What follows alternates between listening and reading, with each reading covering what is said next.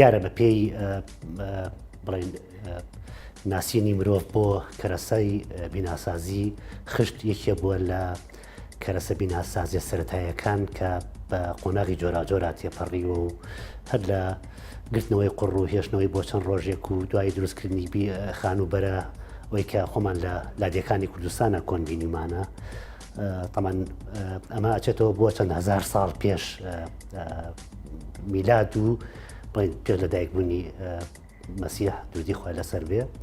و هاتوتە قۆناغێکەوە تر کە مرۆڤ فێریەوە بووە کە چۆن بە شێوەیەکی تەکنیکی یا بە شێوەیەکی هوەری خشت دروست بکە بە پێی پێویستی کەرەسەکەش لە بازاڕە دیارە ئەو کەسانی کە توانیان هەیە و شارەزایان هەیە لە بواری پیشسازیە دەزانن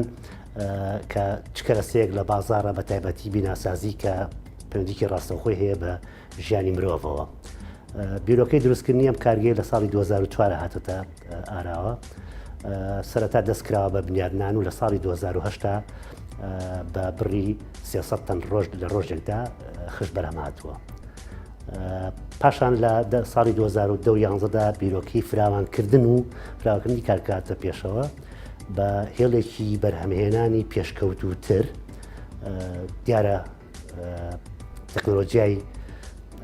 گەشتە قۆناغێکی زۆر پێشکەوتوو بۆ بەرهەمهێنانی هەموو جۆرە کەرەسەیەک لەوانەش خشت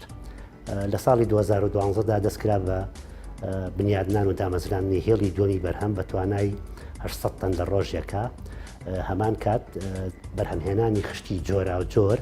بۆ پێداویستی جۆرا و جۆر لە بەکارهێنانی جۆرا و جۆر لە بیناسازیدا.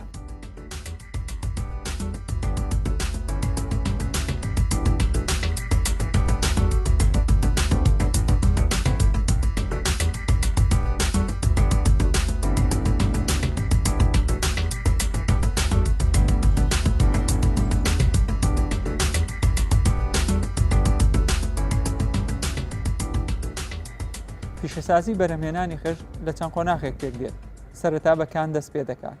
کانەکەی ئێمە دەکەوێتە سەر تەکوینی فارسی سەر و بەپێی زانستی جیۆلۆجی. تەبعاً ئەو خۆڵی کە بەکارهێنی لە دروستکردنی خشتە پێویستە کۆمەڵی پشکنینی وردی بۆ بکەیت. سەرەتا پێویستە پشکنینی فیزیایی بۆ بکەیت، پاشان پێکهاتی کیمیایی خۆڵەکە، پاشان ئەو مێنڕاڵانەی کە خۆڵەکەی لێ پێک هاتووە. سەرەتا بە پشکنینی فیزیایەکە تەبعاً پشکنینی فیزیاکە پێویستە بزانین حجمی دەنگۆڵەکانە چۆنە و تێکەڵەیە چۆنە بۆیە سیب ئەنالەسیسی بۆ بکەیت و هەروەها هایدرۆمیتەر پاشان لە چەند ستاندەرگرافێکە پلۆتێکەی بۆی بزانی ئەم خۆڵە گونجاوە لە دروستکردنی خشتە یان نا. پاشان دێن سیفەتی پلاستیکی خۆڵەکە دۆزینەوە ئەویش بە دۆزینەوەی پلاستیک لیمیت، لیکوید لیمیت، پلاستیک ئیندێکس و لینیەر شرینکیج. ئەمانە تەبعاً پلۆتێکی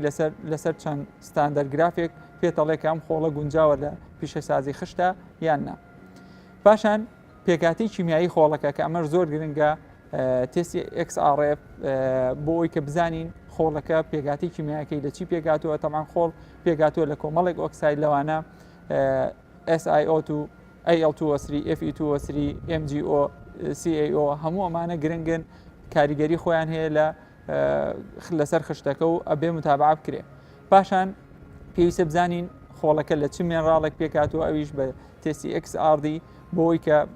بزانین چۆن مامەڵە لەگەڵ ئەو خۆڵا بکەین کە بەکارهێنی لە دروستکردنی خشتە. دواوی کە زانیمان خۆڵەکە گونجاو و لە خۆڵەکە گونجاوە دەهێنینە ناو کارگە و لێرە لە کارگە تەبعاً بە حجمی جیاوازە لەوانە گراڤڵ پێبڵ پۆبڵ ساند سێڵ کلەی ئەمانە پێویستەکە ئێمە بە چەند قۆناغێک بیهاڕین و ئاوی بۆ ئیزافە بکەین تاوەکو ئامادەی بکەین بۆ ئەوی کە خشتی لێ بەرهەم بێنین.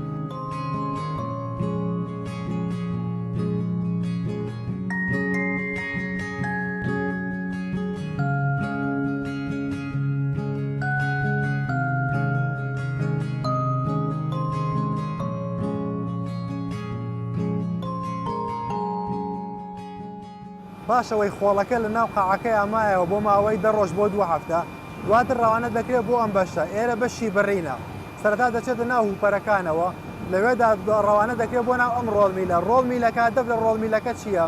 مووا دەکەت بۆ لێ دەکات حەجمەکەی کە لە 1 ملیم زیاتر نەبێت. جاری وایە لە ناو سایلۆکەیە هەندێک لە خۆڵەکە وشک بووەتەوە بە شێوەی کەرسەکی لێ هاتووە ئەم ڕۆڵمیلە هەدەفەکەی ئەوەیە ئەو موادانەش ور دەکات هەموویە باتە حەجمی 1 ملیم بۆ ئەوەی لە 100% دڵنیا بێت کە موادەکەت بەو قیاسە دەڕوات کە دۆ دەتەوێت پاشان دەڕوات بۆ ناو میکسەرەکە لێرە میکسەرمان هەیە یەکەم قۆناغی شێلاندن میکسەرەکە نیسبەیەک ئەو ئیزافە دەکات بۆ خۆڵەکە بەگشتی لەو دی ئێمە 10 بۆ 12 ئەومان بۆ ئیزافە کردووە لێرەش ڕێژەیەک ئاوی بۆ ئیزافە دەکەینەتەوە و کەمیەتی ئاوەکە لە خۆڵەکەدا دەڕواتە لە 114 تا لە 114 ئەو ئیزافە دەکەین بۆ موادەکەمان قۆناغی دواترمان هەیە ئێکسترودەرە لە ئێکسترودەرە موادەکە لە میکسەرەوە دەڕوات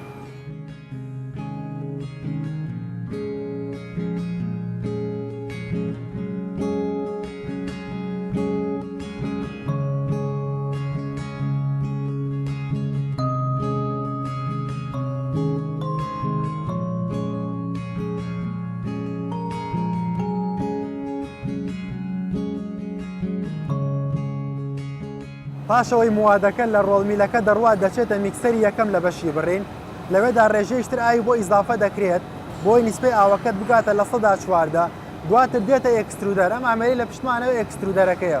لە ناو ئێکسترودەرەکەدا موادەکە بە زەختی 20 بار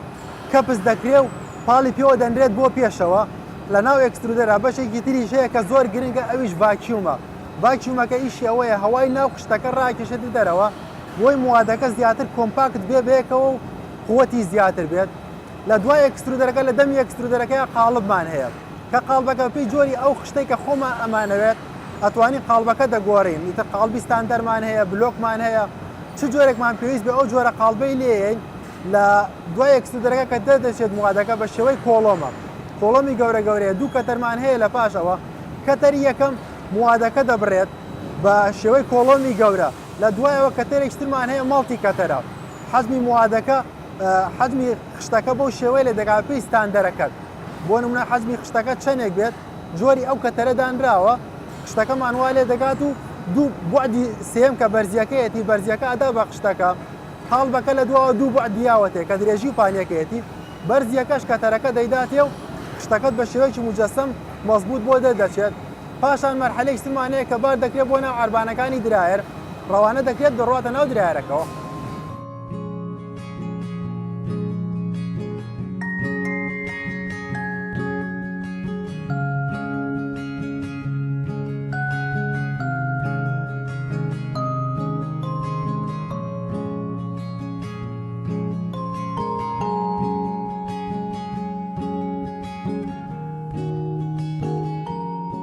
بە شێوەیەکی فعلی 6 جۆر خشت بەرهەم دێنین هەرێکێک لەم بەرهەمانە بەکارهێنانی جیاوازی هەیە بۆ نمونە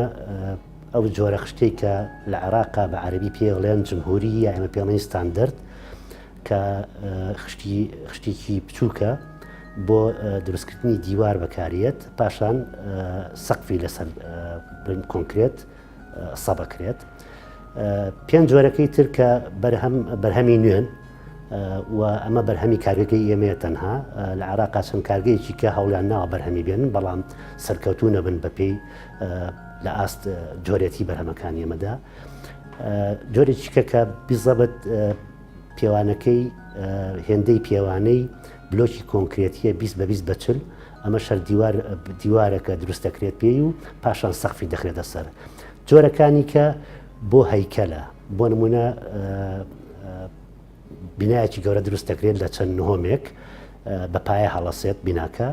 ئەمە بۆ بینی دیوارەکانی بەو جۆرە بلۆکە بەو جۆرە خشتە دروست دەکرێت کە پێوترێ خشتی نێوەندی.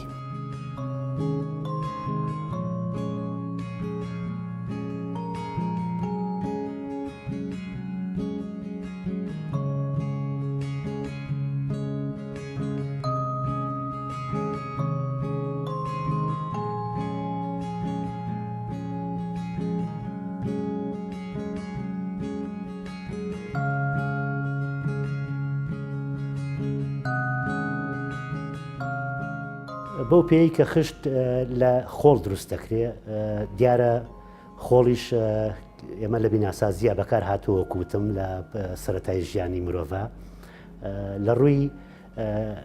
گەێنەری گەرمیەوانێ ڕێگرە لە گەیاندنی گەرمی واتە نە لە دەرەوە بۆ ناوە نە لە ناوە بۆ دەرەوە گەرمی بە ئاسانی تێناپەڕێت. ئەمە یەکێکە لە جۆرە سیفاتە باشەکانی کە ئەتوانرێت لە ڕووی ئابوووریەوە چێ وەکو هاوڵاتی چ وەکو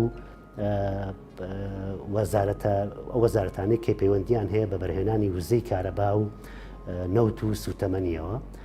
ئەگەر هەر بینایەک کە بەخش دروست کرابێ دیارە لە ڕووی بەکارهێنانی ساردی و گەرمیەوە کەمتری وەکو خەرجی ڕۆژانەی هاوڵاتی کەم دەکاتەوە. لە ڕووی گەیاندنی شێوە بە دڵنیاییەوە لەگەڵ بەراورد بە کەرەسەکانی تری بیناسازی چ بۆلۆکی کۆنکرێت پۆنزا سەرمستۆن ئەگەر بێت و ئاوی بەر بکەوێت بۆ نمونە باران بە ئاسانی ئەو شێیە لە دوی دەرەوەی بیناکەوە لە دیوارەکەەوە ئەگاتە دیوی ناوەوە. بەڵام لە خشتا بەو پێی کە لە پلێکی گەرمی زۆر بەرزە سوور کراوەتەوە یا برژێنراوە بە ڕێژێکی زۆر کەم ئەتوانێت دیوارەکە ببڕێ کە ڕێژە زۆرەکەی تری ئەمێنتوانێت بۆ ئەو بەشەیە کە لە دیوی ناوەی دیوارەکەیت کە شێەکەی پێناگات. لە ڕووی دەنگیشەوە بە دڵنیاییەوە لە ڕێگرە لە تێپەڕبوونی دەنگ بە خشتە. وەکو ژینگەش بەڕاستی لەبەرەوەی کە کەرەسەکانی هەمووی هەر لە سروشتا هەیە هیچ جۆرە مادەیەکی کیمیایی تێکەڵاو ناکرێت، تەنها خۆڵ و لمە بە ڕێژە تێکەڵاوەکرێت دوایە چێتە پرۆسەیەکی تێکەڵکردن و شێلان و بڕین و بشکردنەوە برژاندن. ئەگەر هات و جۆرەکەی یا بە کەڵک نەهادیا بە شێوە بوو تەلەفەکرێتەوانێ بڵێن ئەچێتەوە ژینگە هیچ زیانێک بە ژینگە ناگەێنێت.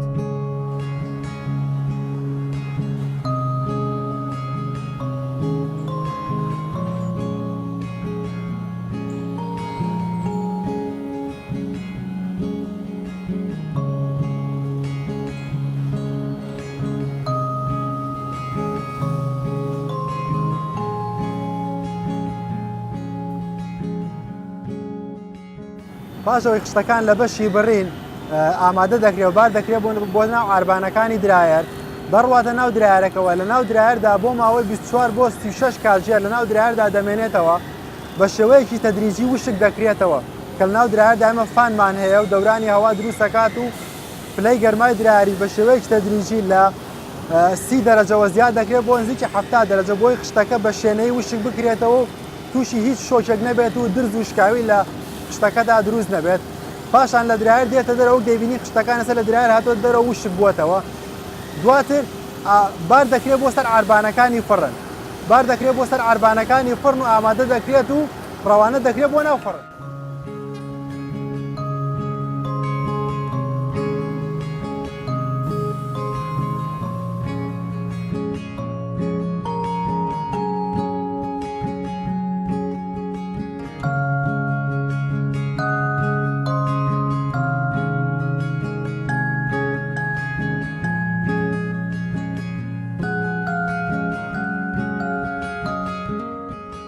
پاشەوەی خشتەکان لە بەشی بارکردن بار دەکرێت بۆ سەر ئاربانەکانی فڕن دەڕوات و ڕەوانی ناو فڕن دەکرێت. لە فڕندا خشتەکان دەبرژێنرێت. فڕن لە 3 قۆناغ پێگاتووە لە 3 بەشی سەرەکی پێدا. بەشی یەکەمیان کە بەشی فریهیتینە تەنها خشتەکە لەوێدا ئامادە دەکرێت بۆ برژاندن.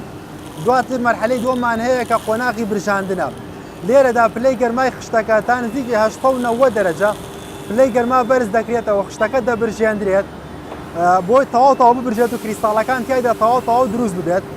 دواتر دەڕوا قۆناغی سێمان هێل ناو فڕندا کە مەرحەلەی کوڵینگ زۆنە واتە ساردکردنەوە. لەوێدا هەوایەکی سارد هەوای دەرەوە بە خێرایی دەدرێت لە خشتەکان و سارد دەکرێتەوە بۆی کە هاتە دەرەوە لە فڕن پلەی گەرماکە لە نێوان 30 بۆ 50 دەرەجەدا بێت بۆ ئەوەی زیان بە ئامێرەکانی دوای خۆی نەگەێنێ کاتێکدا دەگرێت و دەکرێت بە بالێت.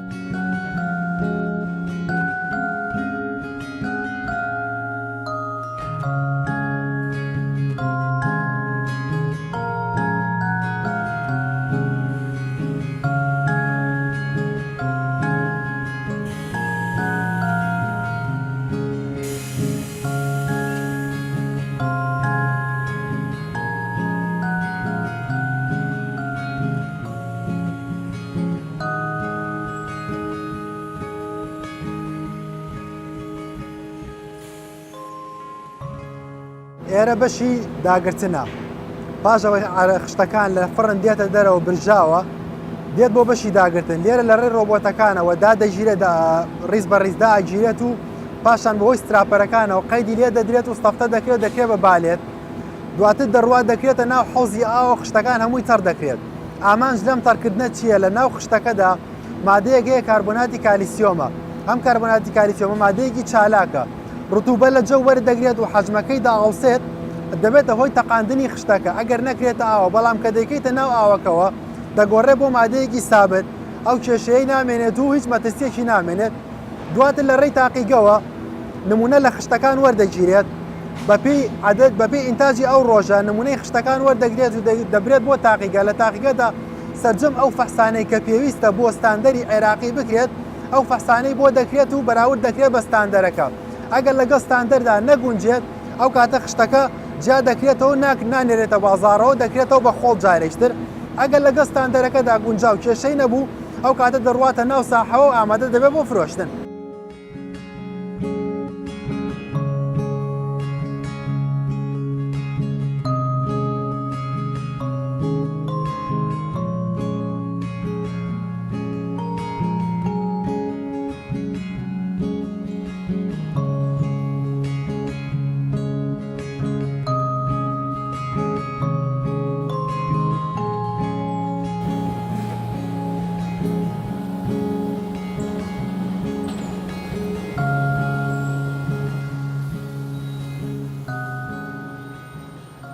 وەکو بازارەکانی ناوخۆی هەرێمی کوردستان بە دڵنیاییەوە لەبەرەوەی کە بارە ئابوووریەکە کاریگەرێتی هەبووە لەسەر دروستکردنی بە شێوەیەکی گشتی هەموو پرۆژەکان کە هەن یا کارگانی کە هەن لە کوردستانە سستێکی بەخۆیەوە بینیوە بەڵام وردە دیسانەوە سێرەکەن جوڵەیە کەوتۆتە بازارەوە بەڵام ئەگەر بێت و وەکو کەرەسەیەکی سەرەکی دروستکردنی تەلار و بیناکان لە کوردستانە بەراوردی بکەین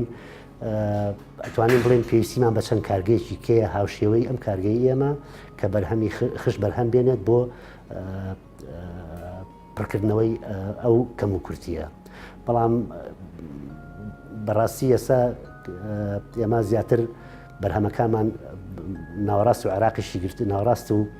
خواری و عێراقیشی گرتووەتەوە واتە بۆ هەموو شارەکانی عێراقە.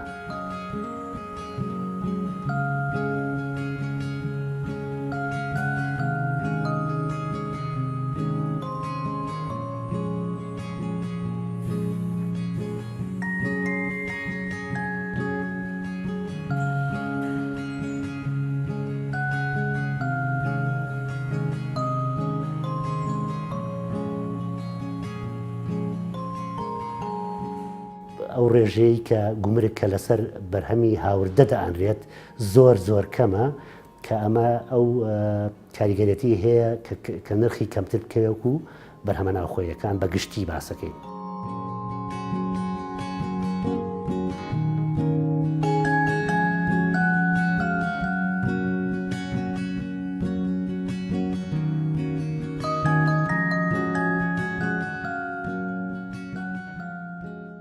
بە شێوەیەکی گشتی ئەتوانم بڵێم لە کوردستانە 15 کارگەی خشت هەیە لە ئەو جۆرەی کە جۆری بڵێن شێوەی کۆنی بەرهەمێنانی خشت لەگەڵ چەند کارگەیەکی تەکنۆلۆژیای تازە بەکاردەهێنێت لە کۆی ئەم 15 کارگەیە ئێمە و یەک دوو کارگەی کە بەرهەم دەهێنن بەردەوامی لە بەرهەمێنانە ئەوانی کە لەبەرەوەی کە نرخی تێچوونی بەرهەمێنانی خشتەکە زۆر گرانترە بەراورد بە هاوردە بۆ ئەگەر ئێمە بێت و حکوومەت بەرنامەیەکی وا دابڕێژێت کە پاراستنی بەرهەمی ناوخۆیی ینی بڵێن بە عەرەبی وتە حیمایەت منتوج الوەطەنی یەکەم دووەم دابینکردنی سوتەمەنی کە سەرچاوەی سەرەکی بەرهەمهێنانە وەکو نەوتی ڕەش غازی LPG وزەی کارەبا و گەیاندنی غاز بەم کارگانە تا لە بری نەوتی ڕەش بتوان غاز بەکاربێنن هەم لە ڕووی شوێن بە ژینگەوە ژینگەی پارێزی باشترتیایە و هەمان کاتیش ئێمە توانین لەو بەو شێوەیە نرخی بەرهەمە ناوخۆیەکان دابەزێت چونکە تێچوونی بەرهەمهێنانەکە کەمە بێتەوە.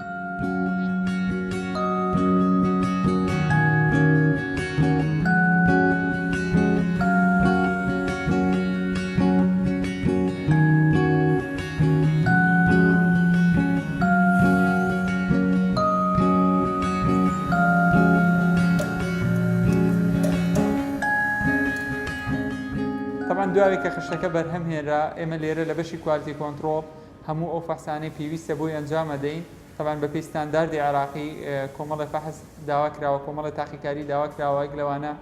هێزی بەرگریە هەڵمژینی ئاوە، قەبارەی بۆشایەکانە، قەبارەی خشتەکەیە و ڕێژەی خوێیە لە خشتەکەیە و پاشان هەر کەم و کوڕێکی تر ئەگەر بەدی بکرێ لە خشتەکەی ئێمە لێرە پشکنینی بۆ دەکەین. واتە هەموو وەج بە خشتێک کە بەرهەم دێ ڕۆژانە فەحس دەکرێ و تاوەکو دڵنیان نەبین ڕێگە نادرێ بچێتە دەرێت. طبعاً بەدەر لە ئێمە لە بەشی کوالتی کۆنتڕۆڵ لە تاقیگەی بیناسازی سلێمانی بە پێی پێویست ئێمە نمونەیان بۆ دەبین و تێستی دەکەین و هەروەها کوالتی کۆنتڕۆڵی سلێمانی هەموو 3 مانگ جارێ دێن لێرە نمونە دەبن و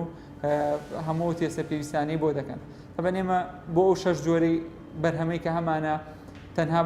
ستانداردی عراقی تەنها بۆ خشتی نۆرماڵەکە هەیە و ئەوانەی تر ئێمە ستانداردی کارگەمان بۆ دەرکردووە تەبعاً باوەڕپێکراوە لە عێراقا و بەکاردێت.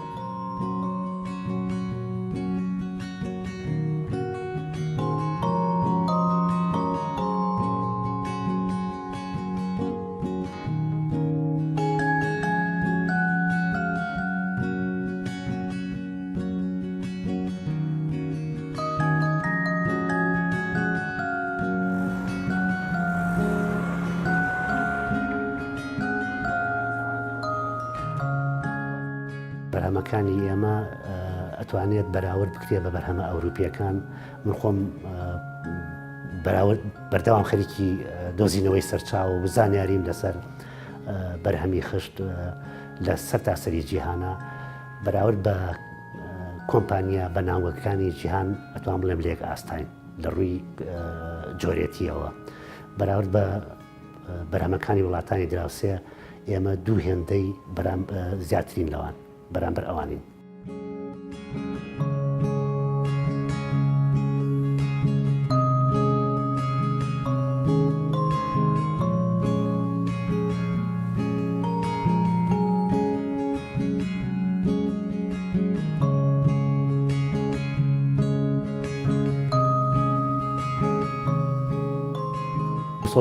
کارمەندی تاوەتیمان هەیە بۆ هەموو کارگە، بەڵام لەگەڵەوە شاکرێکاری ڕۆژانەمان هەیە کە هەندێک کاروباری چاکردنی هەنێ شوێن وەکو ئاو و ئاوەڕۆ ئەم شتانە، لەگەڵەوە ئەو شۆفێرانەی کە